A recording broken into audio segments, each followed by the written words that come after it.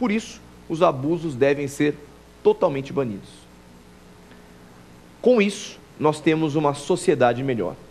Com isso, nós temos uma sociedade mais sustentável. Com isso, nós temos uma sociedade que possui valores enraizados de uma forma muito mais ética.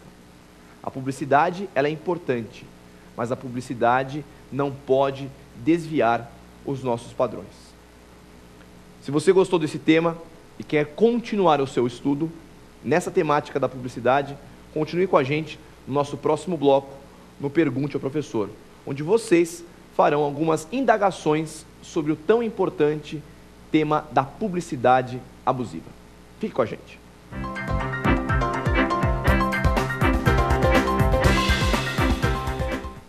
No Pergunte ao Professor, eu responderei perguntas dos telespectadores sobre o tema da publicidade abusiva. Se você quer mandar alguma dúvida, alguma crítica, sugestão de um novo programa, de uma nova temática, mande um e-mail para a gente no provafinal@lfg.com.br. Entre também no nosso site www.lfg.com.br e tire suas dúvidas sobre concursos públicos e também sobre o exame da OAB.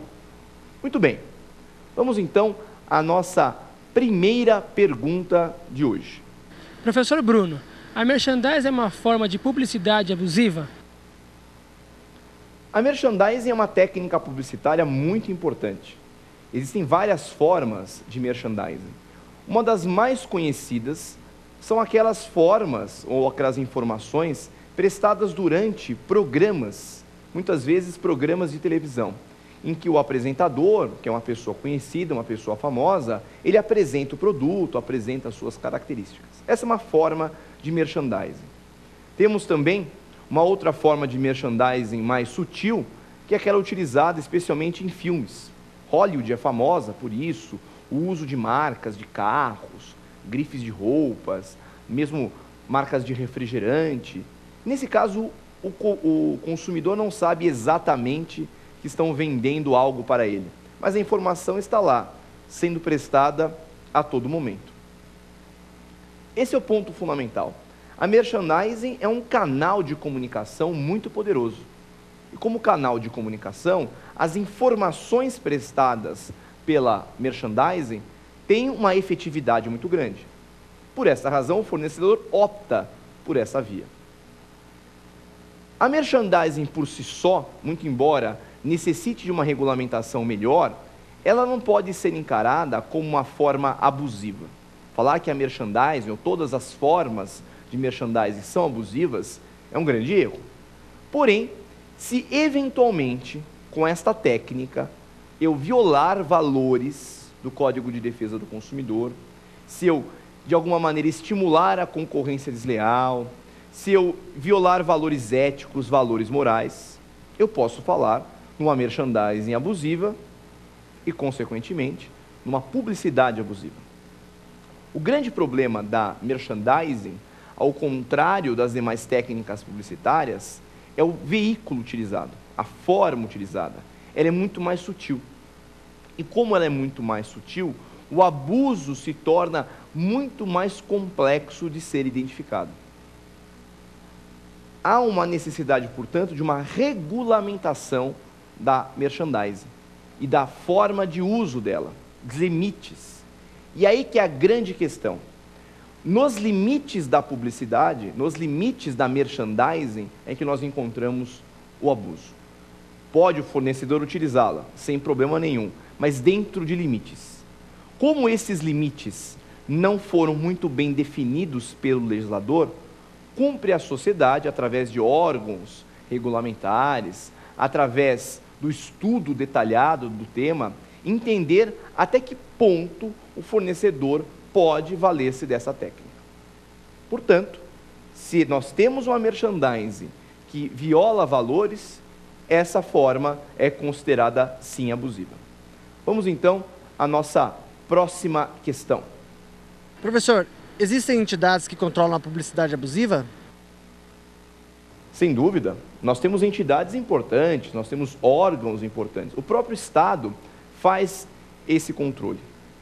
Podemos citar como entidades que controlam a publicidade, especialmente o Ministério Público. O Ministério Público tem um papel social fundamental, e com a atuação do Ministério Público, que possuem turmas e grupos especializados no direito do consumidor, tem esse papel desempenhado. Tanto um papel preventivo, como também um papel repressivo, mas principalmente repressivo. Mas nós temos uma entidade privada que tem uma atuação fundamental, que é o CONAR. O CONAR, que é o Conselho de Autorregulamentação Publicitária, que é composto de diversas entidades, tanto agências publicitárias, eventualmente até por fornecedores, tem esse papel de controle, de repressão e sanção. O objetivo do CONAR é garantir um material publicitário, uma propaganda mais ética.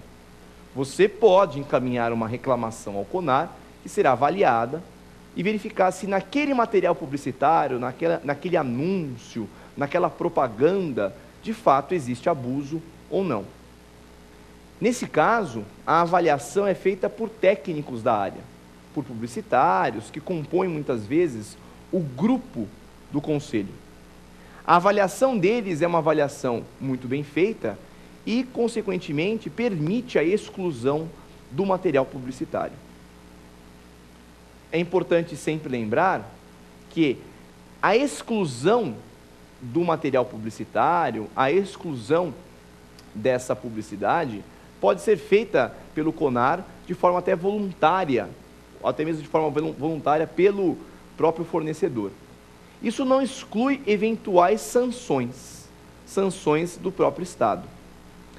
É preciso sempre lembrar o seguinte: a publicidade abusiva viola valores protegidos pelo Código e, por essa razão, permite também a responsabilização civil do fornecedor e até mesmo daqueles que eventualmente elaboraram a peça publicitária. Responsabilidade civil, aqui estou falando propriamente no dano moral, nessa violação de valores, nessa crítica de maneira incorreta ou nessa informação que foi feita de uma forma abusiva. O controle é necessário, mas se os consumidores não exercem cidadania para buscar ou para denunciar, as entidades ficam vazias, as entidades ficam sem uma atuação efetiva.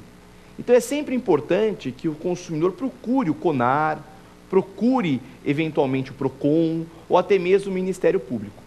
É fácil, o CONAR tem um site, vocês vão entrar lá, se vocês digitarem na internet conar.org, vocês vão encontrar lá o site e ele tem um canal de denúncia, um canal de reclamação que qualquer consumidor, em qualquer localidade do Brasil, pode utilizar.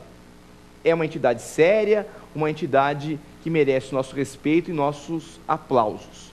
Ao lado dela, temos também o caso do próprio PROCON, que também é uma entidade muito respeitada, e o Ministério Público. Todas essas entidades fazem o controle do material publicitário, seja da publicidade abusiva, seja até mesmo da publicidade enganosa.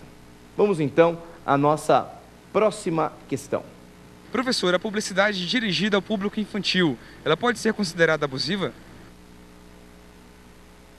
A publicidade dirigida ao público infantil pode ser considerada abusiva, sim. Aliás, no primeiro bloco do nosso programa de hoje, nós fizemos comentários breves sobre esse tipo de publicidade. Agora, por que a publicidade dirigida ao público infantil tem este traço, ou pode ter esse traço? A criança e o adolescente, pela Constituição Federal, merecem uma proteção especial do Estado. Mas por que existe a necessidade de uma proteção tão especial? A própria condição infantil torna o consumidor mais vulnerável. A vulnerabilidade já é um traço peculiar a qualquer consumidor. Todos os consumidores são vulneráveis. Tem uma vulnerabilidade técnica, não entendem do produto, tem uma vulnerabilidade econômica, estão expostos às práticas comerciais, tem uma vulnerabilidade jurídica, não conhecem direito os efeitos das relações. O consumidor infantil tem todos esses traços, mas ainda mais catalisado. de uma forma ainda mais intensa. E aí